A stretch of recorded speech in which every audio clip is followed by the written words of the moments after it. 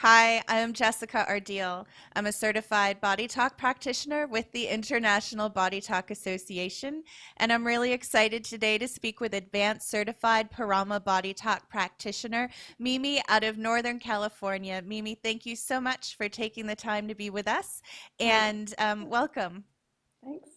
You incorporate a multitude of healing arts in your body, mind, spirit practice, Mimi. When did body talk come into the picture for you with that?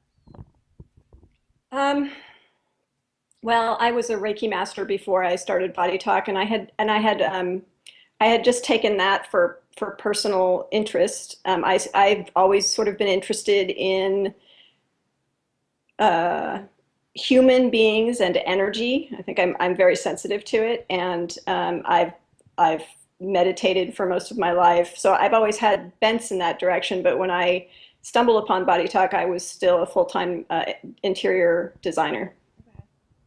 So, what comparisons did you see between, our interior space and our environment and that within our own design? Was there anything that stood out to you as um, interesting? Not at first. In fact, I thought, oh my gosh, because I pretty much I found Body Talk and I kind of totally dove into it headlong. Um, and I thought, how am I going to explain to anybody how I went from A to B?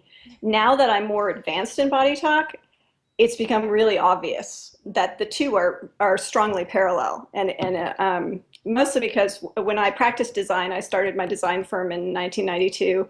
I wanted to do holistic interior architecture, which is what me and another partner started our firm. The name of my firm is Sustainable Environments, and Body Talk is the most holistic thing you could encounter. And I also had taken permaculture certification course, and so I've always been very holistically um, bent. And Body Talk is, I mean, you can't get any more holistic than Body Talk in terms of its all inclusiveness. Yeah. Yeah. Yeah. And was it a session that you had or a course that you took? Which came first for you?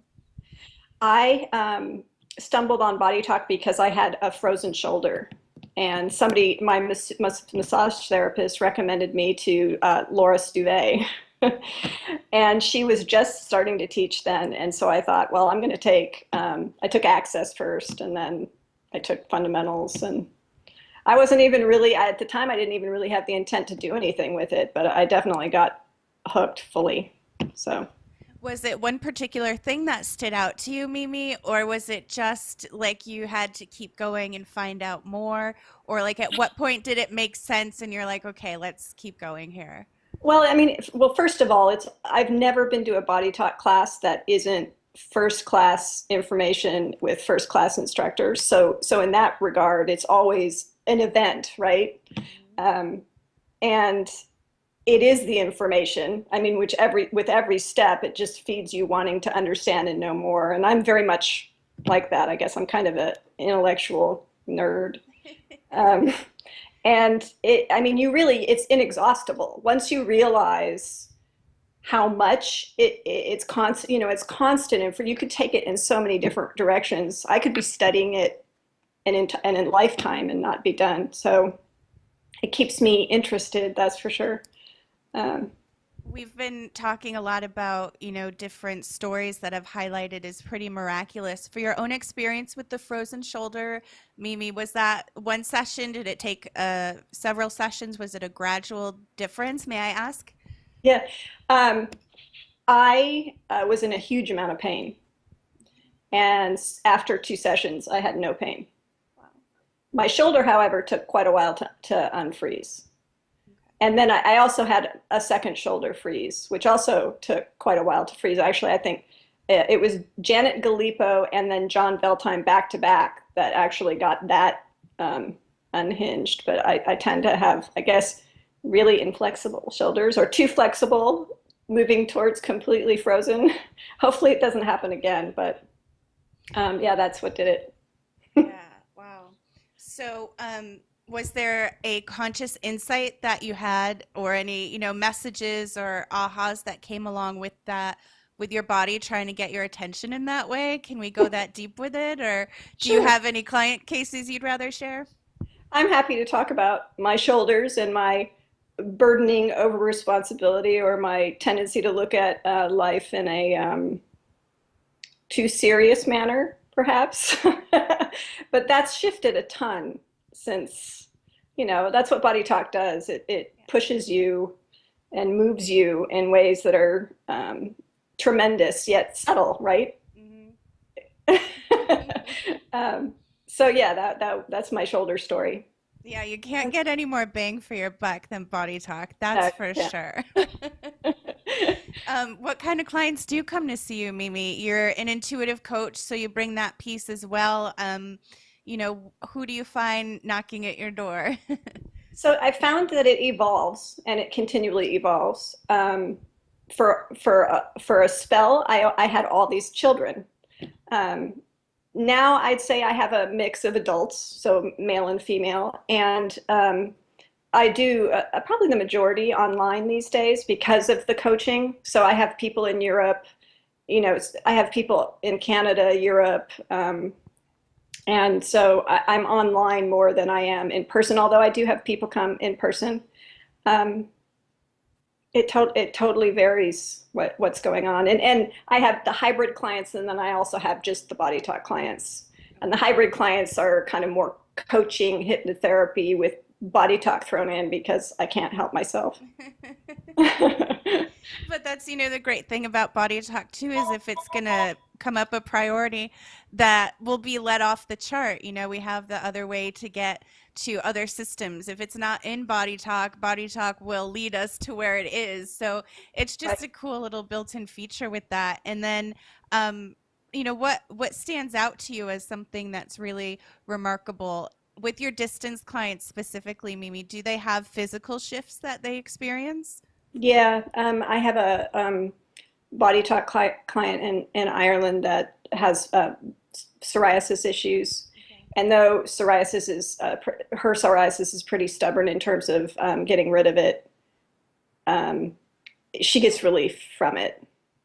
So I definitely don't have to be in the same room with it. Um, and, just you name it, I really don't see it as making that much of a difference. What it does make a difference on is how the clients perceive it. Some clients can't wrap themselves around believing that it would work, but Yeah. it does. Yeah. And so what else comes to mind um, with your in-person clients then? Do you find that, that they have those same shifts happen that are either, emotions coming up or, physical releases? It, like you said, it doesn't matter. It's energy work. It'll happen here, there, everywhere. But is there more of a difference that you've noticed with results in person versus at a distance, or is it really the same across the board in your experience? In my experience, the results are similar. There's certain things that, like I took Janet Galipo's Sanbao class, and there's certain hands-on things that when you're at a distance, you miss, right? Mm-hmm. And the process is less nurturing when it's at a distance. I mean, I'm not able to put my hands on them. I'm not able to be right there in the room. So I miss that. Okay. Um, I'm not sure that they would know the difference Mm-hmm. because they don't have the benefit of comparison. But I do know that most of the clients that can see me locally do see me locally. They would rather come see me rather than jump on a computer. So Yeah. but the Yeah. results are the same, and results vary depending on whatever the client is dealing with across the board. But I always see little results, even if they don't consciously understand what's happening. So Yeah, it's those little things that add up over time, in my experience. And that piece, what do you think that is, Mimi? Do you ever get curious and wonder, like, why is it that one person can come in with depression and anxiety and they have a session or two or three and, they're back in the swing, and someone could have sessions for months and still have that same block? What's the deal there? Is it the practitioner? um, it could certainly be. It could be the mix of the two. Um, I think that. usually when I encounter people that seem to not be shifting, that have repetitive issues, it's pretty obvious why they have the repetitive issues. In other words, a person doesn't let go of their patterns until they're ready to let go of their patterns, which is partially why I kind of, while I was trying to get my advanced certification in body talk, I also got my hypnotherapy certificate because I like to try to fix it. No, no, no, no. Bad body talk. No. I like to try to come at things as with as many different Yeah. angles as I can because some people might need something a little different. Yeah.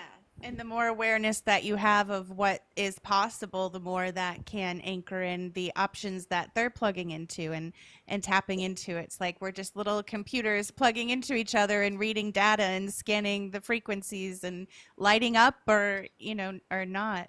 Right. So, what's your favorite part about Body Talk, maybe? Oh my goodness. So I knew you were going to ask me this question, and I have to say it's that I have an example. Okay. So I did a session on Friday for somebody I've known for a really long time. So I know their issues. I know their body issues, but right now they're suffering from a lower back pain on top of several other things. And I started the session and I got this like link after link. I mean, it was this whole picture of toxicity, thin, thin and perforated stomach lining, um, you know, pancreatic bile acid issues. I mean, this whole thing. And I just said, "Are you having stomach problems?" And he said, "No, I'm not." And I said, "Well, I'm, maybe I got to back up to permissions." Like I just got a huge amount of detail. And he says, "Well, my cat's been throwing up a lot." And so literally I figured out I was working on his cat. And that's how the session started. And so it never ceases to amaze me the creativity and level of variability that comes into the sessions. And it always makes me giggle. And so it makes me like it a lot. I That love happens. it. Yeah. That happens to me all the time where I'll inadvertently giggle before I can let the client know what just came up because it's just so funny how, how things can come up. But it really is, with your ability and your ability to perceive and tune into what's possible that really helps that shift. So we could find your bio, Mimi, on the IBA website at bodytalksystem.com. And is there any other way we can connect with you? Yeah, I have a website, www.msearfoss is my last name. That's spelled Sear, F as in Frank, OSS.com.